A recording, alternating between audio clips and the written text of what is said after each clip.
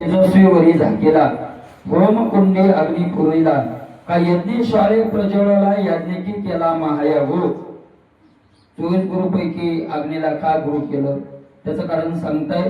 होमकुंडात जर अग्नी पुरला तर आत पुरल्यानंतर सुद्धा तो काय राहतो, तेजस्वी राहतो, अशा प्रकारचा आहे. किंवा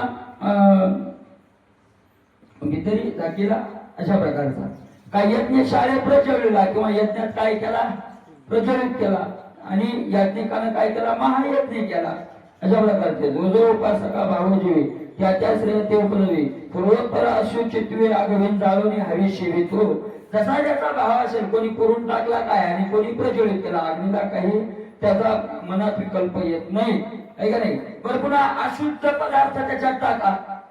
जसं महाराज यज्ञ कुंडात शुद्ध पदार्थ टाकतात ब्राह्मण लोक, तसे कोणी अशुद्धही टाका, काही त्याला अडचण नाही. तशीच योगी याची लीळा भाविका प्रगट दिशेद्वारा एका गुप्तची होऊन ठेलांना दिशे पाहिला सर्वथा. तसा योगी महात्मा राहतो भाविका प्रगट दिशेद्वारा.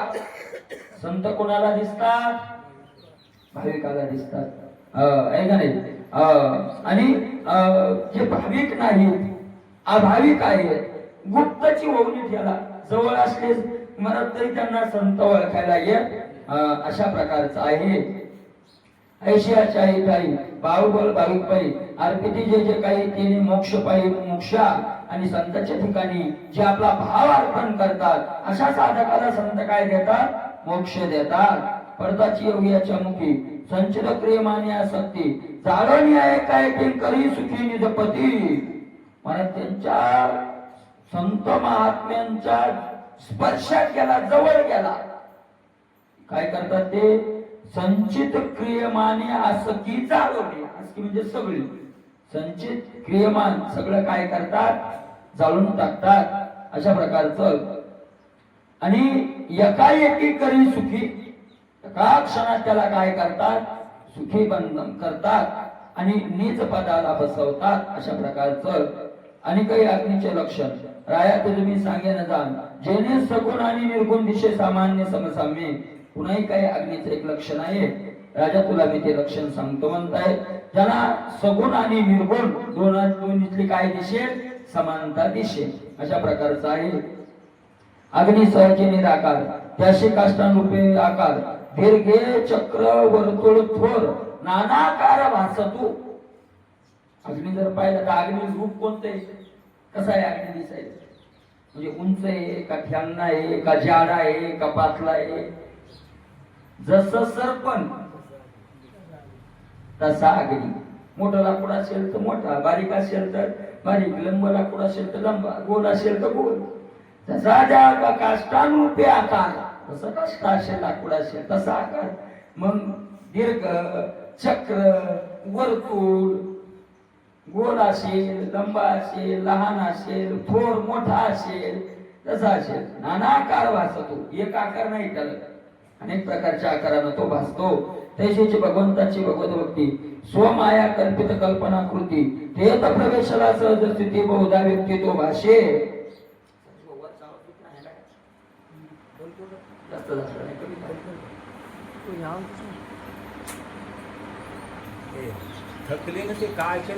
जन्म आणि मरण याच्यामध्ये काय सांगताय की महाराज, काळाची अलक्ष गती दाखवे नाश आणि उत्पत्ती ते काळ सतादी आकृती आत्मस्थिती नातळे. काळाची अलक्ष गती, काळाचा प्रवाह आहे, काय गती आहे की, आणि काय महाराज ते भ्रमात टाकतं. दाखवी नाश आणि उत्पत्ती, उत्पत्ती आणि नाश होतो नाही म्हटलं, दाखवी आपल्याला दाखवतं की जन्म झाला आणि काय झाला, मेला, असं दाखवतं. हे काळ सत्ता ती आकृती आत्मस्थिती नातळे. पण त्या काळाची सत्ता कुठपर्यंत आहे, यापर्यंत. म्हणून काळाची सत्ता पण कोणावर, यावर. आत्म्यापूर काळाचं काही चालत नाही, तिथं काळाचं काही चालत नाही. त्याचा काळ गुलामी, आपल्या मूळ स्वरूपाचा काळ काय, गुलामी. आणि काळाचा गुलामी, आपण काळाच्या गुलामाला मालक मानलं म्हणून गुलाम झालो. काळाच्या गुलामाला आपण काय मानलं, मालक. आणि महाराज एखाद्याच्या नौकराला मालक मानल्यावर त्यात तो आपला बापानं मालक होणारच ना, कारण आपल्या मालकाचा आहे तो कोण झाला मग मालक झाला. आला खाऊ आम्ही आनंदी आपल्या मालकाचाही तो काय झाला मग मालक झाला. म्हणून काळ आपला मालक नाही, आपण काळाचे मालक आहे. काळ काय आपल्याला खातो, आपण काळाला खातोय. मग कसे म्हणजे काळ द्या अशी आला खाऊ, द्या अशी तर खातोच ना, द्यायला खातोच ना. द्यायला कोण म्हणते खात नाही. देव हे काळाचे, देव हे काळाचे, त्याचं त्याचं त्याचं त्याचं त्याचं. मी त्याविषयी सांगितलं होतं, काहींनी सांगितलं देव काळाचं आहे. कुठं सांगतात हे पाचाचे दहाले, 13व्या अध्यायात सुरुवातीला सांगितलेले अशा प्रकारचं आहे. काही म्हणले प्रकृतीचं आहे, संसार असा प्रकारचा आहे. मला संसार मग मायेपासून झाला का संसार ब्रह्मापासून झाला का माया आणि ब्रह्म यांच्या संयोगातून झाला. मग निर्विकार असलेल्या ब्रह्माच्या ठिकाणी संकल्प तरी कसा निर्माण झाला, मग संसार कसा निर्माण झाला, अशा अनेक प्रश्न वेदांतात येतात. अनेक भांडणं चालू होतं, आजही मिटलेले नाही. अनेक भांडणं चालू येतं त्या देहाविषयी, संसाराविषयी. डॉक्टर बाबांनी तुम्ही सांगा, डॉक्टर बाबांनी एका शब्दात त्याचं उत्तर दिलं. डॉक्टर बाबा म्हणले तो कोणाचा आहे आम्हाला माहित नाही, पण आपल्या कामाचं नाही एवढं खरं. तो कोणाचा असो आम्हाला त्याची काय गरज आहे. अहो ज्या माणसाची आपल्याला सोयरीक करायची नाही त्याचं कुळ विचारायचंच कशाला. बरोबर आहे का नाही. ज्याच्याशी आपल्याला सोयरीकच करायची नाही, तुमचं कुकुळ काय, तुमचं गोत्र काय, तुम्हाला रान किती, हे रिकामे खटाटोप आहेत का नाही, रिकामे खटाटोप येत नाही. तसं त्याच्यानं आपला संबंधच नाही, त्याचा आपल्या फायद्याचाच नाही, तर त्याचं बाळ काढायचं कशाला. इतका निश्चय करायचा की तो कोणाचा असो आपल्या फायद्याचा नाही. पण काय करावं, जडजडवणी वाईलाने त्याच्यातून काय करावं, बाजूला आपल्या जे फायद्याचं नाही तिथं राहावं कशाला, बरोबर राहू कशाला. एक जर माणूस आला 500 पोते सोयाबीन नाही त्या 100-200 करा 1000 पोते म्हणा, किती पोते झाली, 1000 पोते सोयाबीन झाली. 5000 म्हणा सदस्य मोबाईल बाजारा म्हणा, किती झाली 5000. आणि तो माणूस आला म्हणला मी तुमच्यावर प्रसन्न नाही तुमच्यावर. आता एवढा मोठा माणूस प्रसन्न झाला म्हणजे काय म्हणा प्रसन्न आहे तुमच्यावर. काय करा, एका स्वयं राहणे आपलं आणि एकाच जागी घरी बांधली 5000 पोते सोयाबीन झाली. सगळं भूस उपना आणि जी गंत तुम्ही घेऊन जा. महाराज काय बायकून तो इतके खुश झाले, नाचूच लागले. काय मालक हे, काय माणूस असावा का असा. आणि जे तेव्हा लावला त्यानं जे बायको द्यायली बरोबर काय आणि वाऱ्याच्या सुरकीनं ते म्हणजे तुम्हाला कळत नाही. दोघांचे भांडण मी तुम्हाला कळत नाही, वारा इकडून तिकडून म्हणून पडत ना दाणे. आज त्यात दाणेच नाही रे, भांडण करू नका. त्यात काय नाही, दाणेच नाही. महाराज आपले भांडण कसे चालू, याला बुद्धी नाही, त्याला जमलं नाही, त्याला असं झालं, त्याला तसं. सगळे भुसा चुकणारे, जमलेले भुसा चुकणारे, जमलेली भुसा चुकणारे आणि इचकलेली काय उपणायली, भुसा चुकणायली आणि भुसाचे भांडणं चालले. पण शेवटी ज्या वेळेला ते सगळं भूस उपन्न होईल त्यावेळेला मग कळतं, कळ येईल अंत काळी. त्याला आशा राहते बा भूसा शेवटचं टोपलं होतो, आशा राहते. शेवटच्या टोपल्यात तरी मूठ भरत आणि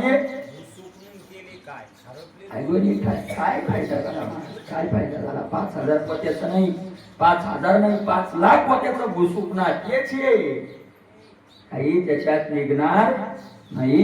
अशा येथे सार अशा प्रकारचं आहे.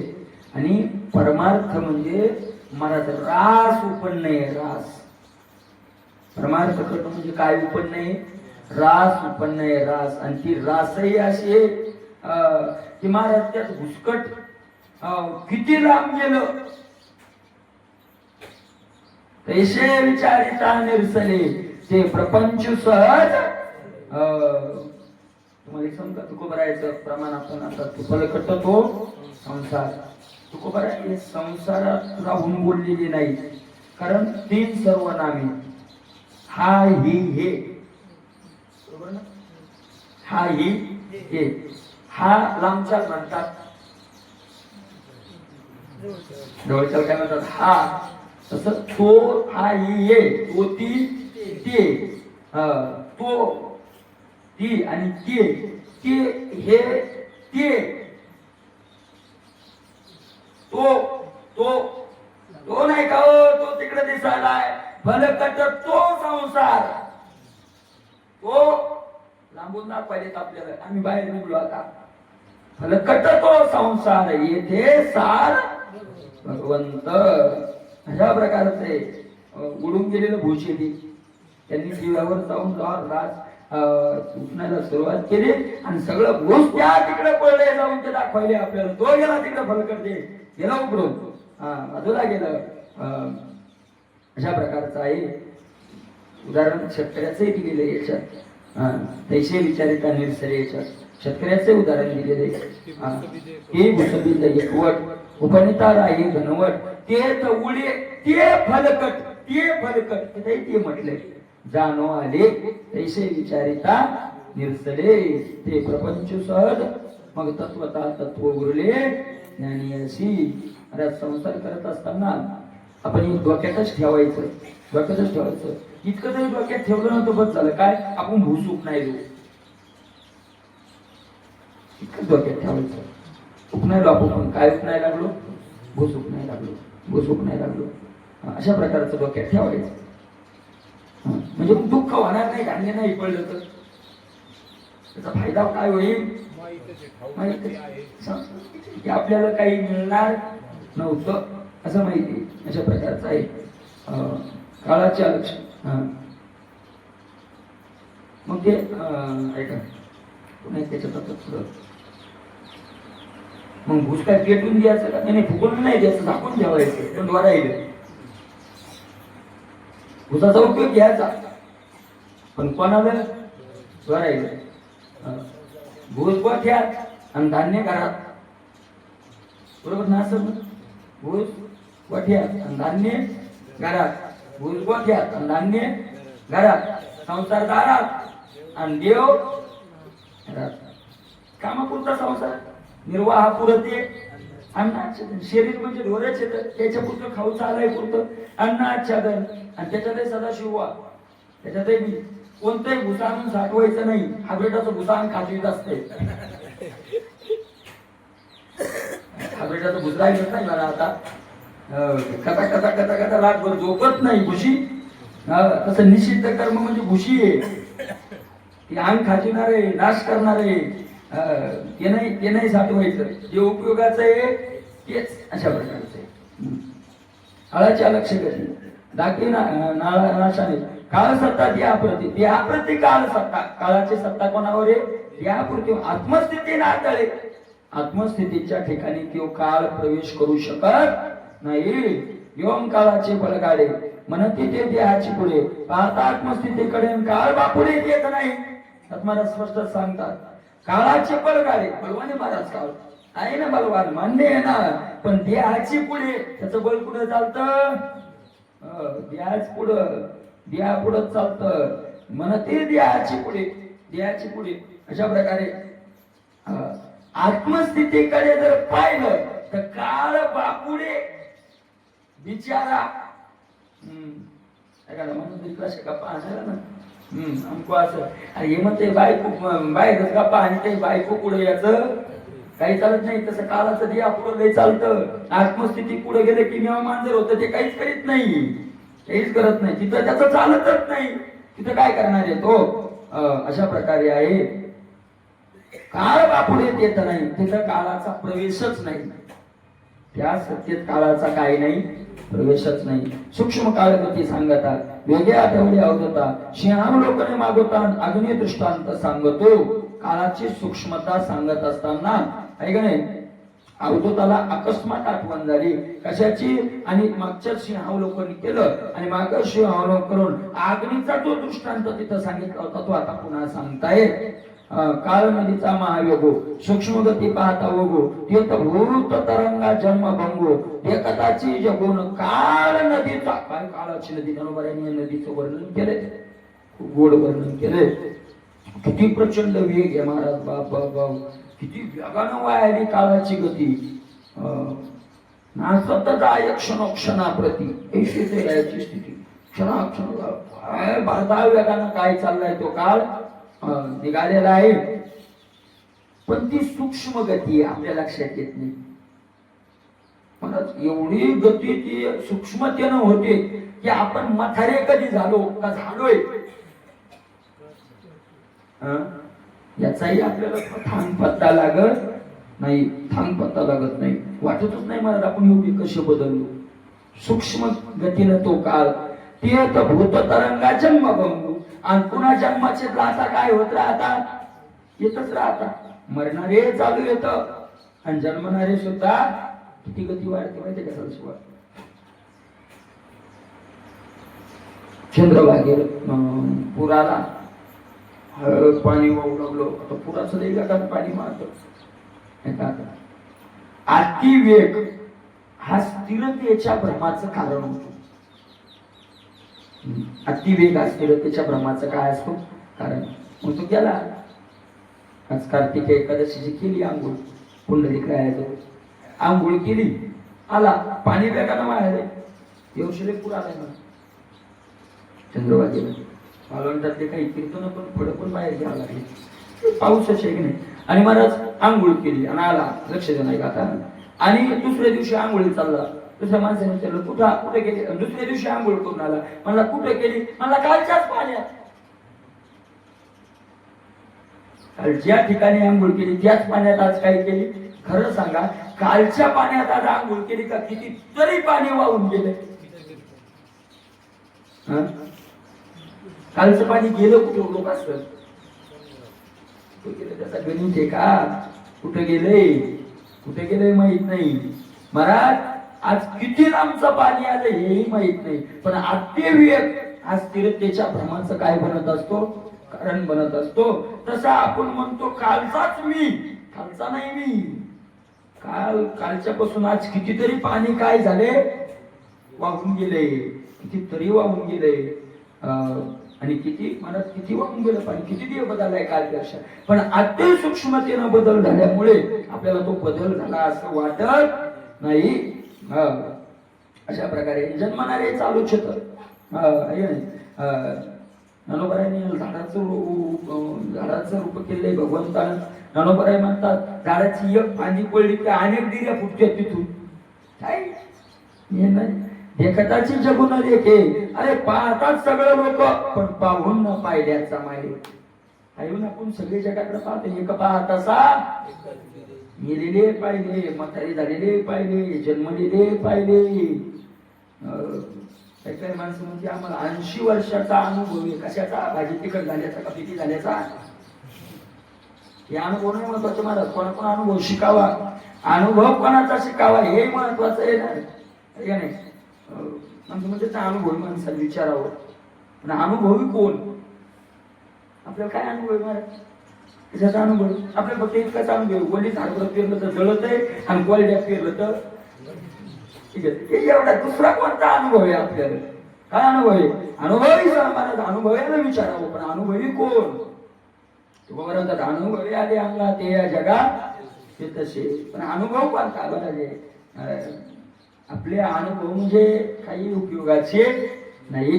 काय अनुभव. अशा प्रकारे सगळे पाहतात आणि पाहून सुद्धा जरा जर येतात.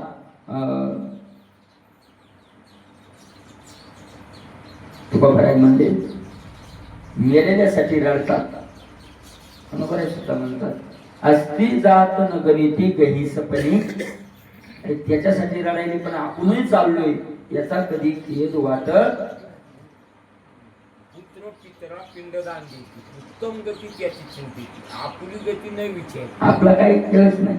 अशा प्रकारे आहे का नाही. मला आपल्यालाही एक दिवस आहेच की जरा जर्जरीत दान वाता नदी माझी ओसर छडविकार त्याची परिपूर्ण भवरे दारून भवताती. मला जरा जर्जरीत जरा म्हणजे म्हातारपण जर्जरीत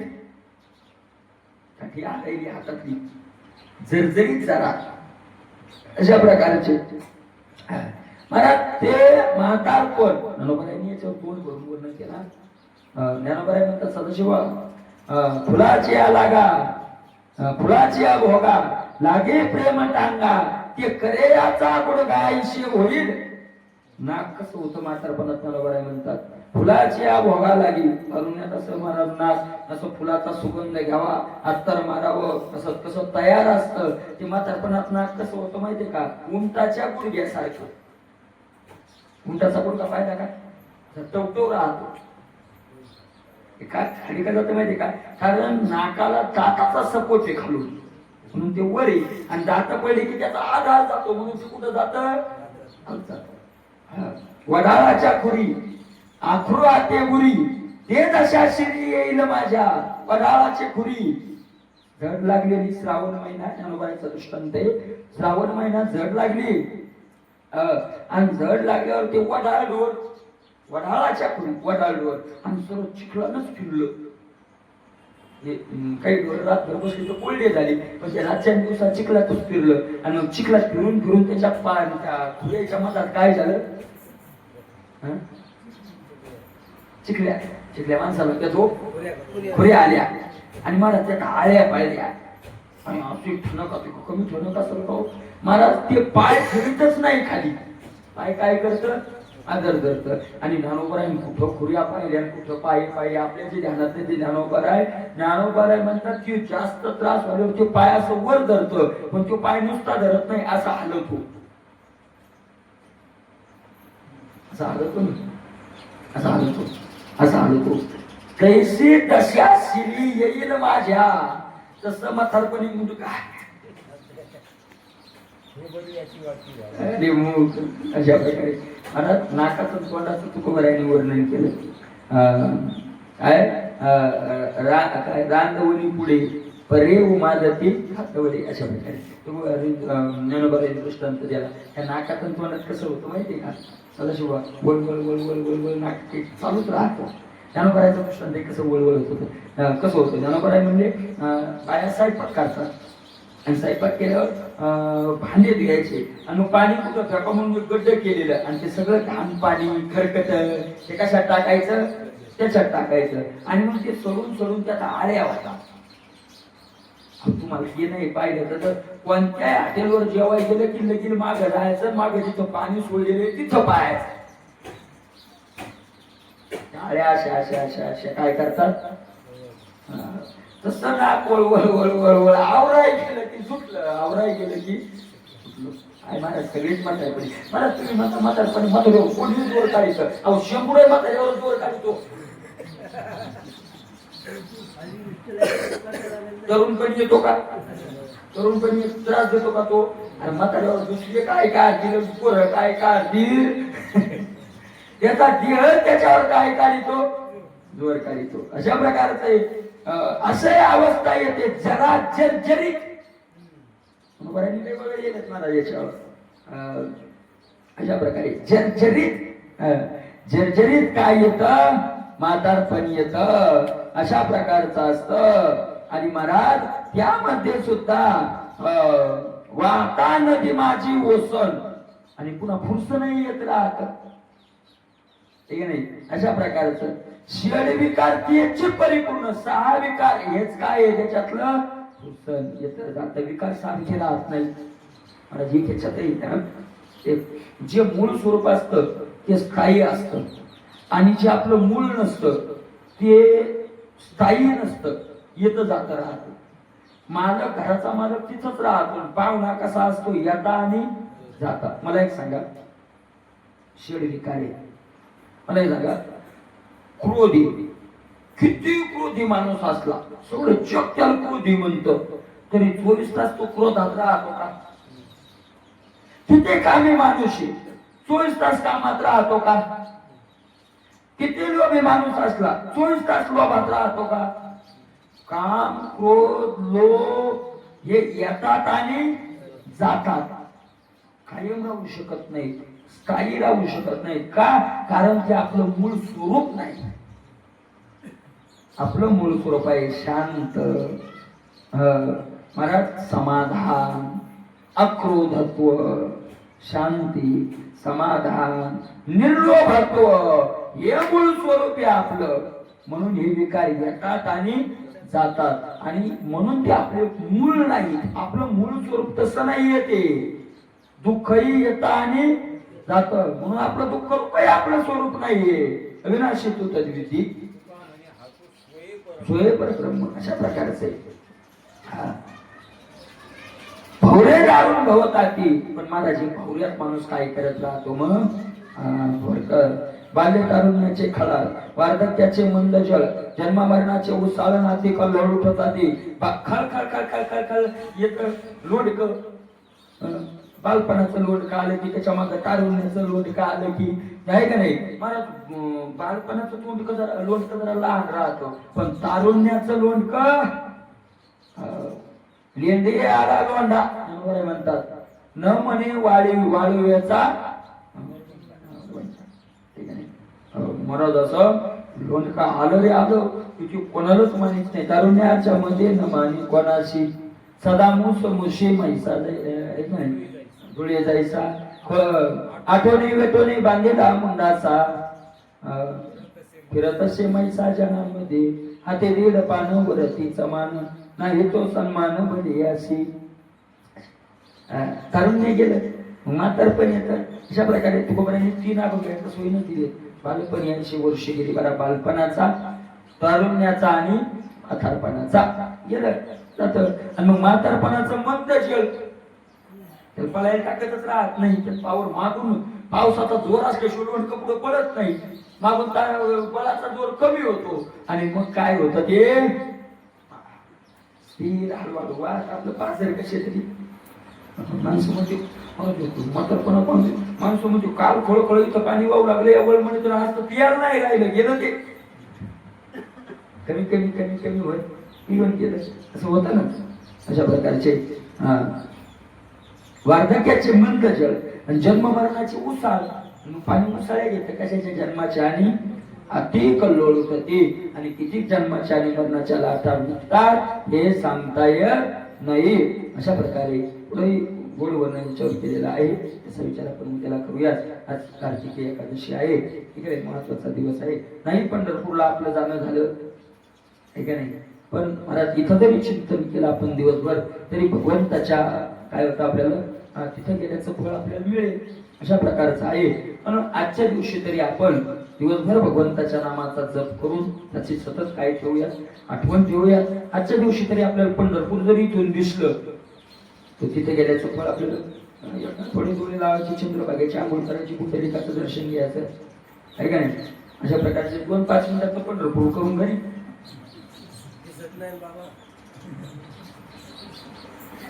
डोळे पुढे दुसरं काही येतं का? मग विठ्ठल म्हणायचं आहे का नाही. सारखं भजन दिवसभर करत जायचं. कारण एकादशीचं महत्व ते महाराज आहे का नाही. नेहमी आपण ऐकतो एकादशीचं महत्व ते ऐका व्रताचे महिमान, नेम्याचरती जन, गाते ऐकती हरी कीर्तन, ते समान विष्णूशी. अशा प्रकारचं व्रताचा महिमा आहे. कुठंच प्रमाण नाही. एकादशी गेला म्हणजे स्वर्गाला जातो, दाखवा प्रमाण. काठ्यात ज्ञानेश्वरी भागवतात प्रत्येक ग्रंथात कुठंच प्रमाण नाही. कारण एकादशी पापी मला तो स्वर्गाला जातच नाही. मग तर पापी एकादशी घातली असते तसंच नाही होते. आणि एखादा साधू महात्मा पौर्णिमेला आमुषण करा म्हणतो का नरकाल गेला, काय नरकाल गेला? सगळ्या महाराज पौर्णिमेला गेली आमुषण दिवस. त्याला काय ज्या दिवशी यायचं त्या दिवशी बिचारा येतो, यायला येतो तो, पण त्याच्याच्याने उद्धार होत नाही. माणसं प्रश्न एकादशी पायाकडे पुरस येतात. मा एकादशी वैकुंठाची दार उघडे पुन्हा म्हातारी पाहुणे झाली मागच्या जन्मी. अरे उघडे उघडे काय राहत नाही तिथे रट्टेचे डबाब त्याला एकादशीला जावं का? कारण त्या दिवसाचं ते महत्वच नाही. एकादशीचं काय महत्व आहे? एरवी नामस्मरण केल्यापेक्षा हजारो पटीने एकादशीला पुण्य जास्त मिळतं. हे एकादशीच्या अंतर्गत आज मोठी आषाढी कार्तिकी भगवंताच्या आवडीची एकादशी. आषाढी कार्तिकी विसरू नका. मग सांगत तसे आपण काय विसरायचं? मग आजच्या दिवशी त्याचं भजन करायचं. अशी भजन करण्याची भगवंताला आपल्याला बुद्धी देऊ. म्हणून भगवंताच्या चरणावर प्रार्थना करूया. तरी सेवा भगवंताच्या चरणी नरोबर तुकोबरायच्या चरणी समर्पित. पुंडलिक करू द्या रे.